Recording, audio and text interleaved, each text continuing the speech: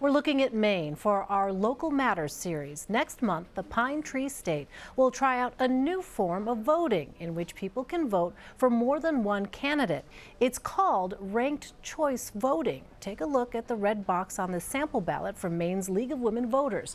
It allows people to rank their choices based on individual preference rather than choosing just one. Right now, Maine votes in a plurality system. That means the candidate who gets the most votes is the winner, even if that person doesn't break the 50% mark. But with ranked choice voting, voters rank their choices in order of preference. So if no candidate gets a majority of first place votes, the candidate with the fewest votes is eliminated.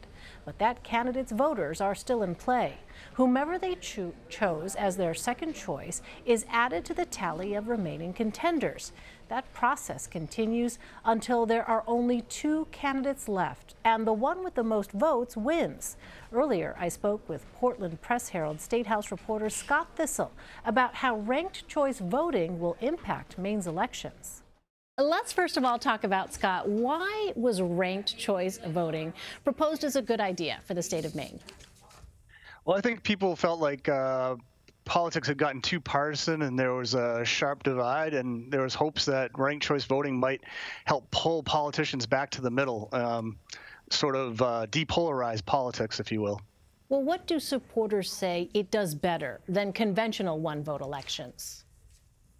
Well, one thing that advocates for this methodology will tell you is that it gets you a majority candidate. In other words, it's a candidate that most people agree that they like. It may not be their first choice, but it will be their second choice. One of the big rally cries for this campaign when it went to the ballot box was more voice, more choice for voters. In other words, you'll get a chance to say your second chance person, your second and your third choice would still count in some degree if your first choice didn't win. Well, ranked choice voting is not universally popular in your state. It passed in a 2016 ballot initiative with 52% support, and it faced a legal challenge that went all the way to the Maine Supreme Court. What are the common criticisms you see of ranked choice voting?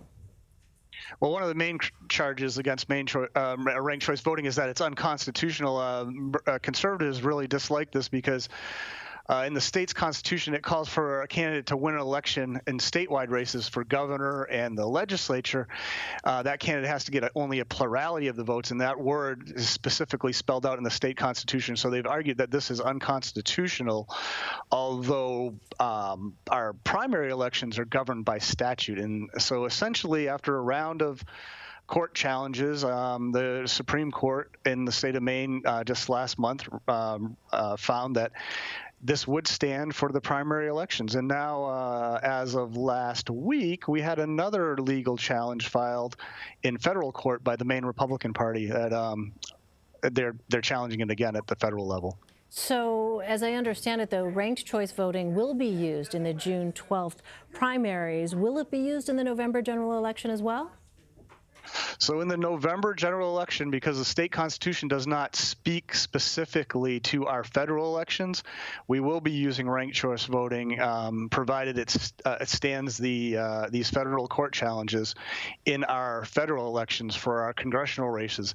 We have a U.S. Senate race that ranked choice voting will be applied to, and we have two congressional races where ranked choice voting would be applied as well.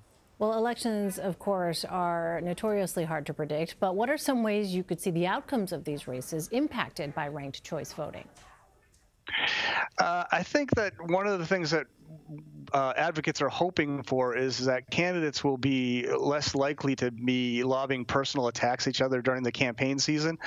In terms of what happens in the after the election happens, that could be anybody's guess. There is a possibility that we could see a candidate who won the plurality but then lost in the second and third or fourth rounds of balloting, did not gain the majority.